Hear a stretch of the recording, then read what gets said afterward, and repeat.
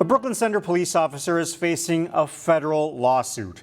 As Kevin Miller reports, a woman is claiming he violated her constitutional rights. This Brooklyn Center home looks quiet now.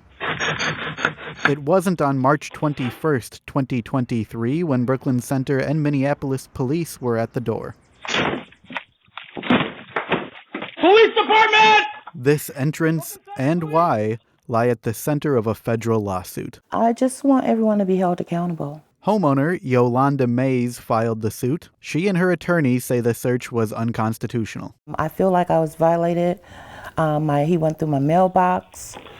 They searched my entire home, my garage. Her lawsuit names 2 Minneapolis officers and Brooklyn Center police officer Alan Salvosa. Police documents obtained by May's attorney say they were conducting a murder investigation. In search of Ms. May's home. Attorney Eric Rice, who is representing Mays, says they may have kicked down the wrong door.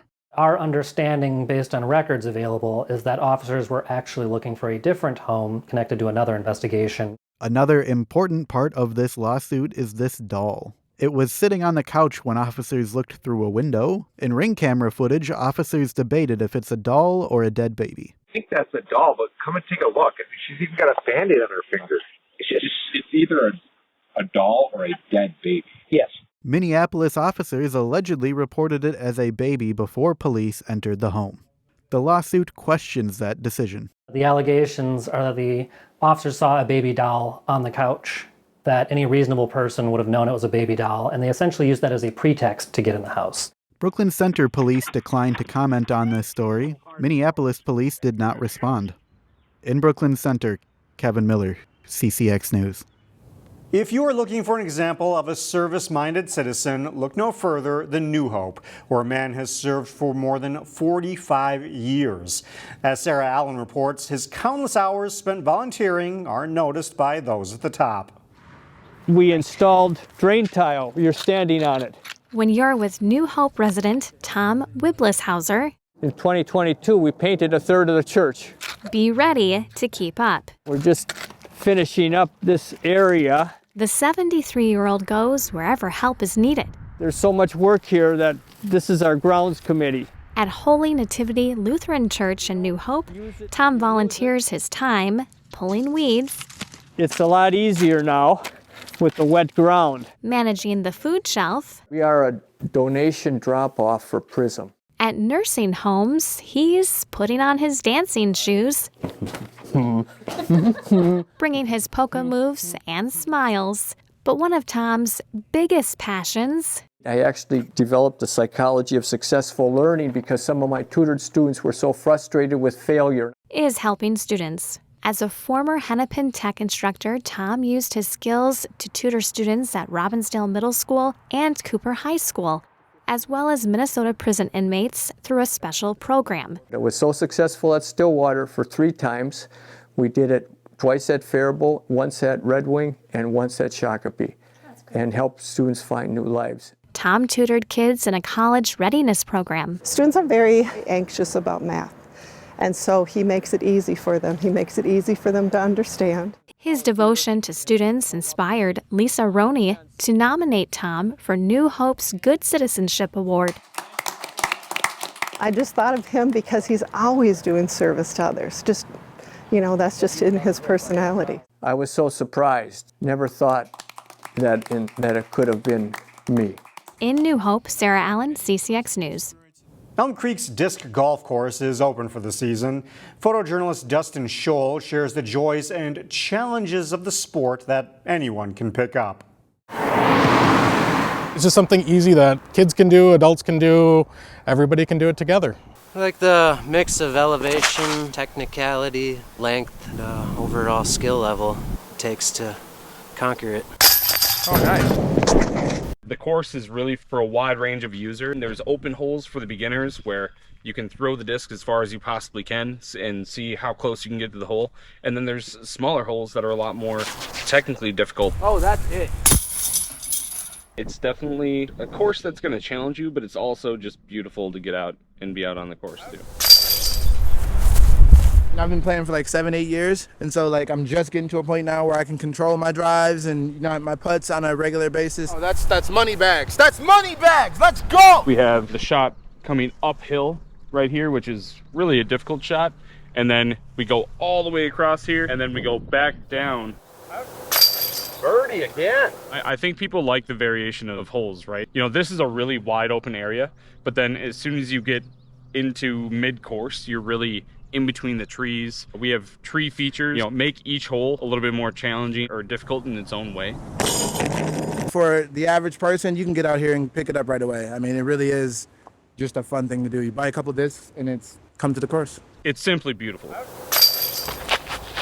Going up and down these hills, it's a great workout. It's really challenging, but a lot of fun. It has continued to be a very popular sport, and it's continuing to grow. It's a great course. Come out and have some fun.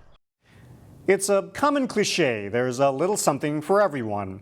The Hopkins Center for the Arts is showcasing works that achieve just that. They're intricately interwoven paint strokes that give it a really convincing sense of depth.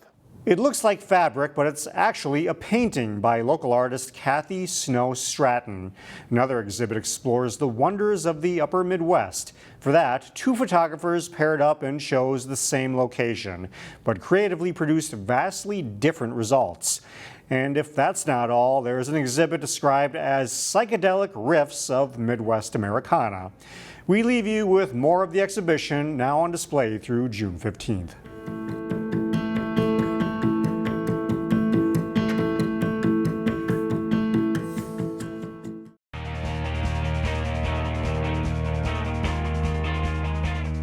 The Section Boys Tennis Playoffs are this week and next. Maple Grove faced a tough opponent in the 5AA semifinals Thursday. John Jacobson has highlights.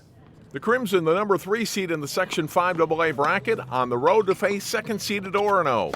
First singles, Maple Grove's Oliver Walseth in the near court against the Spartans' Hugh Perrell. A good rally here, and Walseth hitting the passing winner for a point. But Perrell played well. He has a booming serve and hits this one for an ace and wins in straight sets over Walseth, 6-0, 6-1. Second singles, and Salman Kassam of Maple Grove in the far court against Orono's Owen Scansey.